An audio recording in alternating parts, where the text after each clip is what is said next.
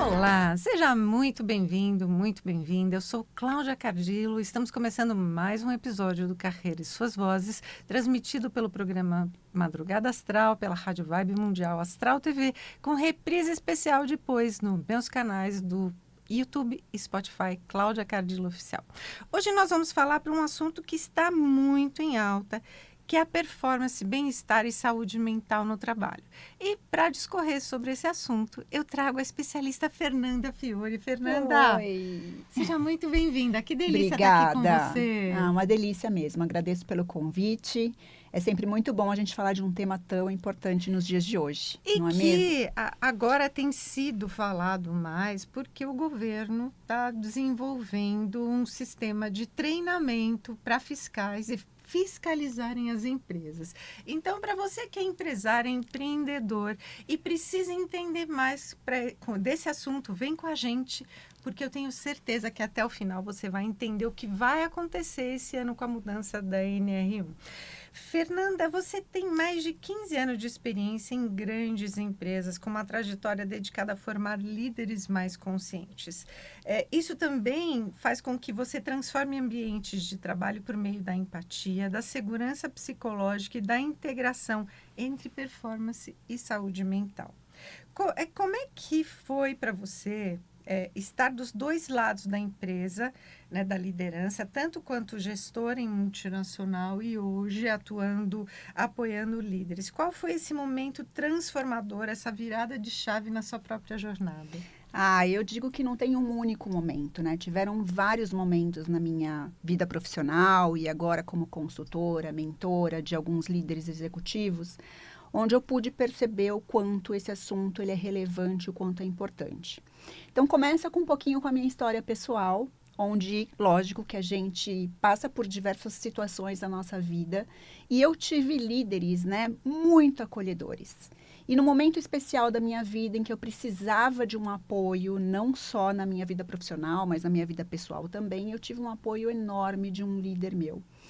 E aquilo me chamou muita atenção. Como que eu podia ter uma liderança tão humanizada, que estava ali interessada não só pela Fernanda, pelos resultados, pelas médias, metas, pelos KPIs, pelas entregas propriamente ditas, mas era uma pessoa que ela tinha um olhar específico para o ser humano.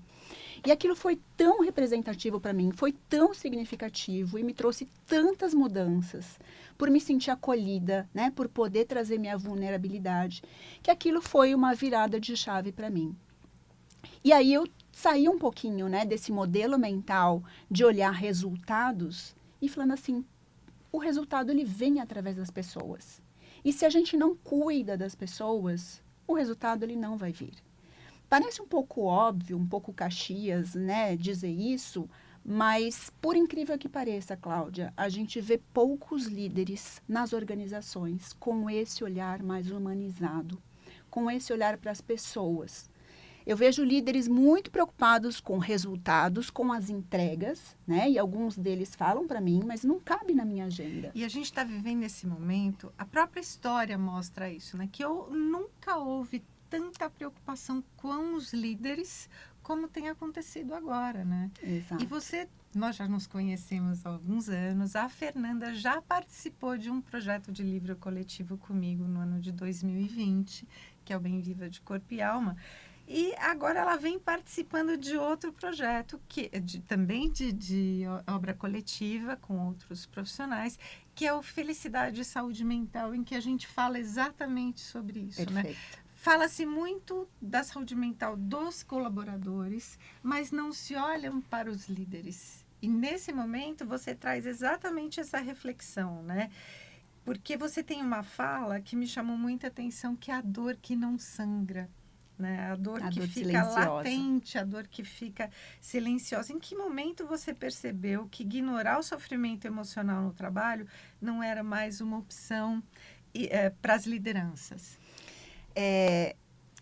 Com tudo isso, né, que eu vivenciei e com a minha experiência como gestora também, eu comecei a observar que todo mundo tem alguma questão, né, um problema, seja na sua vida pessoal, seja na sua vida profissional, e a gente precisa ter esse olhar com as pessoas, né? Então, assim, ser uma liderança mais próxima, que conversa, que está ali disponível para entender aquele ser humano que está ali, é imprescindível para que as pessoas elas consigam performar no seu trabalho. Muitas vezes, quando a Fernanda traz a questão de olhar para o outro, como é uma questão subjetiva, muita gente não entende e a gente precisa estimular. Exato. Vou trazer um exemplo muito simples aqui.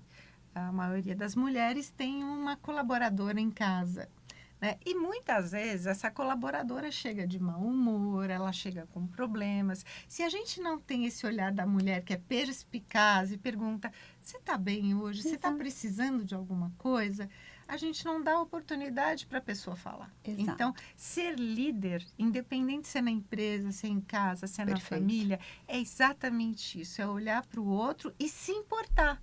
Exato. Né? Para que a gente possa dar abertura. Eu acho importante você trazer esses exemplos também no nosso cotidiano, porque a gente não está falando nem necessariamente de um cargo. Liderança não é um cargo, liderança é uma atitude. Então, a gente pode ser líder sendo gestor, mas a gente tem a liderança também, né, da nossa vida pessoal e a gente pode ser líder também de colaboradores dentro de casa, líder de família, né? Então, liderança, quando a gente fala, tem a ver muito mais com uma atitude. E esse exemplo eu achei muito legal, Cláudia, porque, assim, eu também já tive experiência com a minha diarista, que chegou já em casa e você percebe, às vezes, são por mudanças no comportamento muito sutis, né? Então, às vezes eu falo para os meus mentorados, observa, porque a pessoa ela tem um tipo de um comportamento. E aí, num outro dia, ela chega diferente. É um olhar, é uma postura de estar um pouco mais calada e fugir um pouco do padrão. E às vezes são nesses pequenos sinais que a gente consegue perceber a tal da dor que não sangra.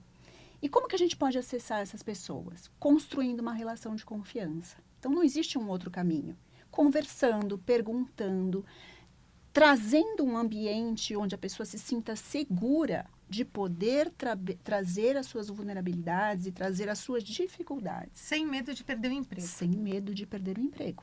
Porque isso é importante, né? Perfeito. Muitas vezes a pessoa não fala porque ela está com receio do julgamento, porque, infelizmente, ainda as pessoas, elas evitam falar sobre alguma questão, né, emocional ou mental por conta de medo de sofrer represálias, medo do julgamento. Então, trazendo um ambiente onde é natural a gente falar sobre isso. E os trabalhos que a gente tem feito com as lideranças nas empresas tem muito esse olhar. Então, de mostrar que, além de os próprios líderes terem um autocuidado, né, porque ele também é uma pessoa ali inserida nesse mundo. Até porque ele é exemplo, né, Fernanda? Perfeito, perfeito. Então, a gente não dá aquilo que a gente não tem, né, Cláudia? Se a gente não cuida da nossa saúde mental, como é que eu vou querer apoiar alguém ou mostrar para alguém que aquele ambiente é um ambiente seguro para se falar sobre isso, se eu mesma não falo sobre as minhas vulnerabilidades? Então, muitas vezes eu compartilhei situações que eu vivenciei, onde eu não estava muito bem emocionalmente, trouxe isso de uma maneira muito natural. Porque todo mundo tem problema, todo mundo tem suas questões. E aqui eu não estou dizendo que a liderança ela precisa ser responsável, que tem que ter uma formação específica para isso. Pelo contrário, é a gente saber ter esse olhar, né, Cláudia? Ali é o sentar junto, o olhar no olho. Porque se perdeu o timing, Exato. Passou. Precisa ser naquele Perfeito. exato momento, né? Ou naquele dia em que a pessoa está passando por aquela situação. Exato. E às vezes é só o provocar, é o perguntar. Você está bem? Estou te vendo diferente. Você chegou diferente hoje. Conversa comigo, eu estou aqui para te ouvir. Então, é você oferecer uma escuta de forma empática, sem julgamento. E o que os líderes normalmente eles falam é que, poxa, a gente não tem tempo para isso, eu sou cobrada por resultado, eu sou cobrado por metas, as entregas. Como é que eu vou sentar com o meu liderado e vou conversar? Se a gente não fizer isso, Cláudia, a gente vai ter pessoas ainda ali, né, no ambiente, adoecendo, piorando, às vezes, de alguma situação e não performando. A gente tem dentro das empresas aquele momento da reunião one-on-one, né? Então, é possível, sim, poder perguntar, porque você tem que relatar, né, tudo aquilo que você está fazendo. Exato. Então, não custa nada. né? Ter esse olhar mais carinhoso para as pessoas, Eu né? digo, Cláudia, que assim, não é um evento, não precisa ser um evento, não precisa ser uma conversa de 1 hora. É você todos os dias chegar e olhar no olho das pessoas e perguntar como você está. Como a gente está fazendo aqui Exato, agora, né? Porque eu fiquei exato. tão feliz de receber a Fernanda hoje aqui. Fazia um tempo que a gente não se via, né? Que a gente olha no olho da pessoa que a gente Exato. gosta. E Então, a gente trabalhar... percebe, Uhum. né? Então, quando você começa a desenvolver, e é uma habilidade que a gente desenvolve, quando a gente desenvolve essa habilidade de olhar no olho, de sentir no tom de voz, nos gestos, na expressão corporal, as pessoas, elas falam sem precisar verbalizar, né? Como elas estão se sentindo. E é só você ter esse olhar de observação. Isso é muito importante, né? E você defende que a felicidade no trabalho ela é estratégia e não luxo, né? O que ainda impede as empresas de tratarem bem-estar como indicador de performance? Eu acho que tem a ver um pouco com cultura, né? Então, o aspecto cultural é uma questão muito forte, Da mas empresa ou do líder? de ambos, né? Então, às vezes, quem veio antes, né? O ovo ou a galinha? As pessoas falam assim, não, mas a cultura da empresa. Mas quem faz a cultura da empresa? São as São pessoas, as pessoas. né? Então, ninguém reproduz uma cultura que não entende que aquela é a cultura que eu quero, através dos meus valores, que seja implementada. Então, às vezes, é uma desculpa de dizer, mas aqui a gente não tem a cultura de conversar, de dar feedback, de ter o one-on-one, isso aí é uma vez por semana, né? Então, uma vez por ano, às vezes, né? O ciclo de avaliação de desempenho. Então, tem esse aspecto cultural, né? De as pessoas entenderem que aqui não tem espaço para conversa, para... eu já ouvi, inclusive, Cláudia, de alguns líderes falando assim, nossa, se me verem conversando com o meu liderado, vão achar que eu estou sem trabalho. Então, olha como isso vem a partir, né, de um julgamento do que entende que é resultado. Porque então, a se eu não conversa tiver ali... do cafezinho, ela acaba passando para dentro da sala, né? Exato. E são nesses momentos do cafezinho que você conhece as pessoas, que você cria relacionamento, que você tem esse olhar. E, às vezes, numa delegação de uma atividade. Então, você está ali conversando com um liderado seu, trocando, né, avaliando quanto aquele liderado tem ou não competência para aquela atividade. Você começa a ver pelas respostas, pela postura da pessoa, como ela está. E ali é sempre um momento de conversa, de entendimento, de quais são as limitações, como que a pessoa se sente abraçando aquela atividade, né? Será que aquilo vai gerar um estresse maior ainda? Ou eu estou demandando algo que a pessoa ela não tem competência ou habilidade suficiente para dar conta disso, Até que também... É exatamente isso, né? Você trouxe um ponto importante novamente, que é a questão do líder. Ele não é psicólogo, né? O líder, ele não tem essa formação Nem precisa. mais humana. Mas a gente é feito de emoção, né? De corpo, mente e espírito. Exato. Se a pessoa usar a sensibilidade dela para isso, já está perfeito, né? O que eu digo é assim, você não precisa ter formação em psicologia, né? Não precisa ter uma formação específica. É o olhar. É você desenvolver, primeiro, a empatia com você, consigo, e também ter esse olhar para as pessoas. Não é você fazer algo muito diferente do que se relacionar com pessoas. E, infelizmente, tem muitas pessoas que às vezes pensam, mas eu não estou na empresa para fazer amigos, mas eu também não estou dizendo aqui que a gente precisa ser o melhor amigo das pessoas. A gente precisa saber se relacionar e tratar bem o outro. Então, basta você pensar, como você gostaria de ser tratado ou tratada, né? Trate as pessoas de uma maneira educada, respeitosa, entendendo a história daquele ser humano, as limitações daquele ser humano. E a gente tem um hábito, um péssimo hábito de julgar o outro de acordo com os nossos recursos. E eu sempre falo, a verdadeira empatia é a gente julgar o outro, né? Não julgar, desculpa. A gente olhar para o outro de acordo com os recursos daquela pessoa, não com os seus próprios recursos. Você me fez lembrar de uns 15 anos atrás, que tinha virado moda o líder tirar a cadeira da frente da mesa dele e eu ouvi o liderado dele sempre de pé. Você lembra disso? Sim. Eu trabalhei em algumas multinacionais grandes em que o diretor adotou essa... Para ser mais rápido, né? Exatamente. No Vamos fast lá, food, né? E o fast food não funciona para todo mundo, né? Era extremamente deselegante você chegar na sala dos diretores, da presidência, não poder sentar porque não tinha mais cadeira, não tem acolhimento, Não. né? Você tem que falar, você fala de cima para baixo, né? Ou a pessoa levanta para que olhe nos olhos, mas não existe contato visual numa situação dessa. Então, é extremamente importante. A gente não está criando uma receita de bolo aqui, Não. cada um tem um temperamento, cada um tem um jeito diferente de liderar, mas o importante é olhar para o outro. E eu digo, ó, Cláudia, tem espaço para tudo. Tem espaço para esse momento onde a gente vai ter uma conversa rápida em pé, para a gente ser mais objetivo, mais pragmático? Tem espaço para tudo. Mas o que a gente não pode deixar de fazer é ter esses momentos. Às vezes é um almoço que eu vou ter com aquela pessoa, é chamar para um café rápido de 5 minutos e aí eu vou trocar algumas palavras. Dá uma descidinha junto na hora do Tem almoço, receita de bolo, né? exato. Gostoso Não isso. tem receita de bolo.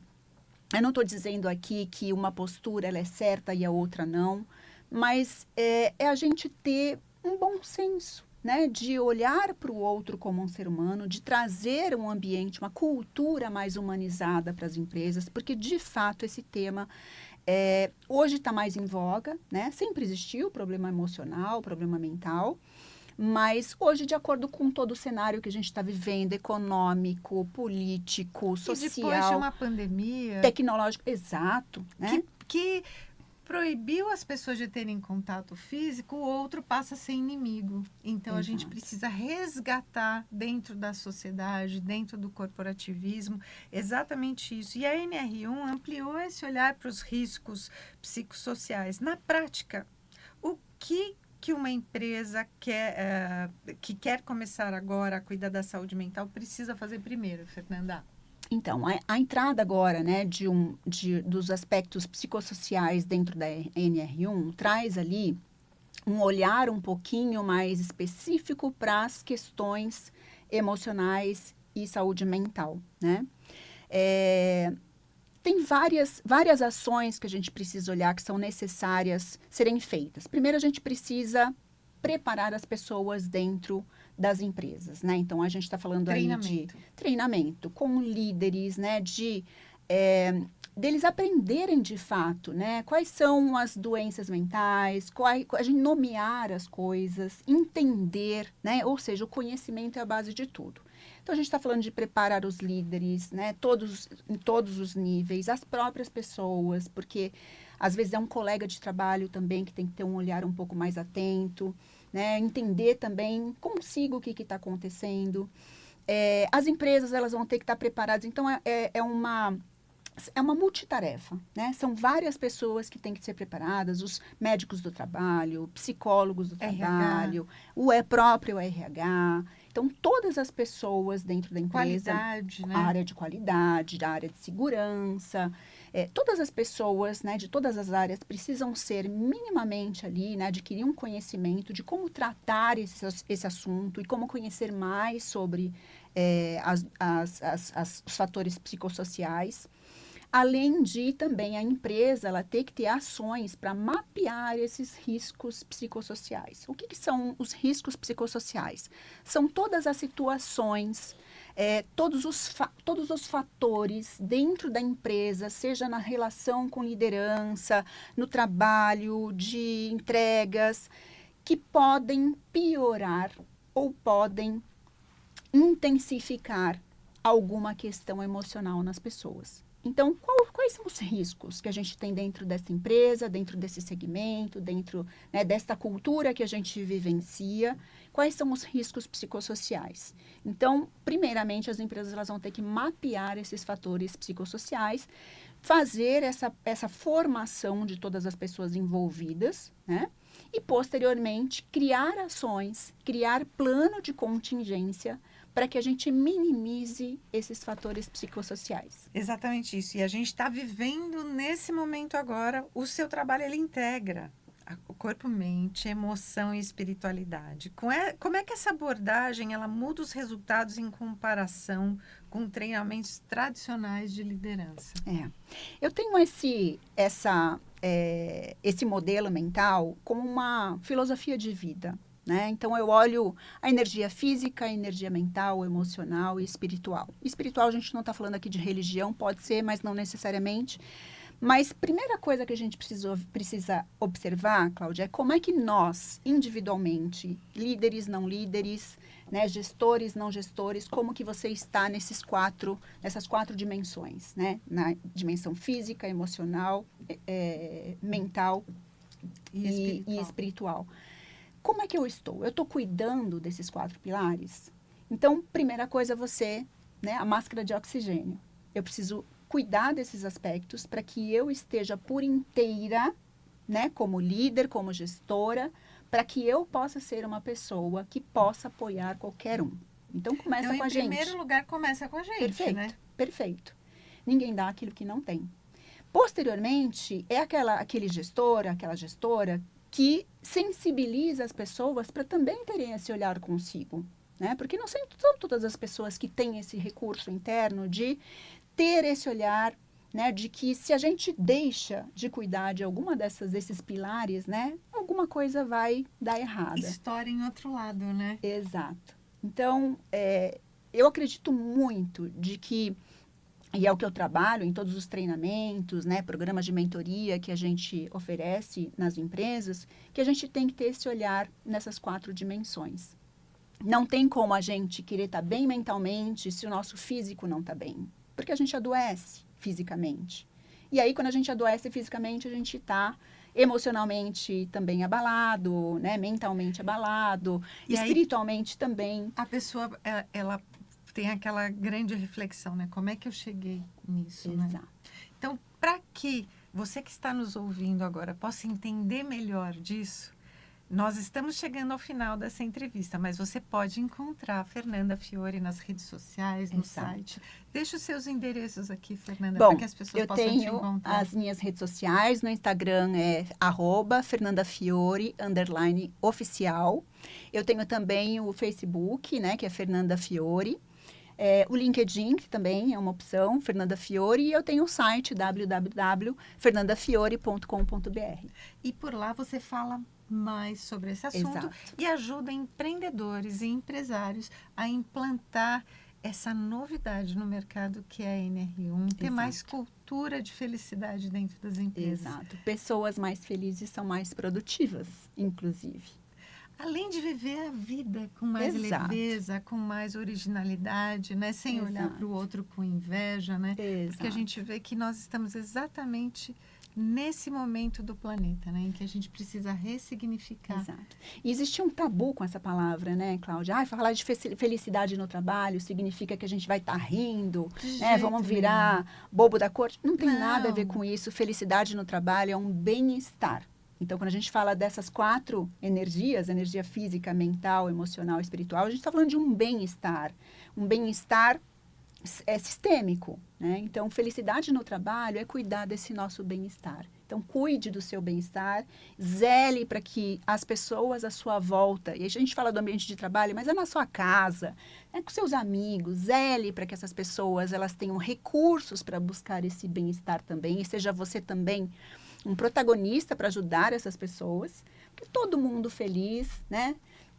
Todo mundo satisfeito, né? Garantindo o seu bem-estar, o mundo vai ser mais feliz, né, Cláudia? Que delícia de conversa! Fernanda, muito obrigada. Obrigada, Cláudia. Pelo conteúdo que você trouxe aqui. Eu muito tenho obrigada. certeza que vai ajudar esse país a ser muito melhor. Eu espero. Que delícia! Para você que gostou desse conteúdo, me segue nas redes sociais Cláudia Cardillo Oficial e Carreira e Suas Vozes. Até o próximo episódio.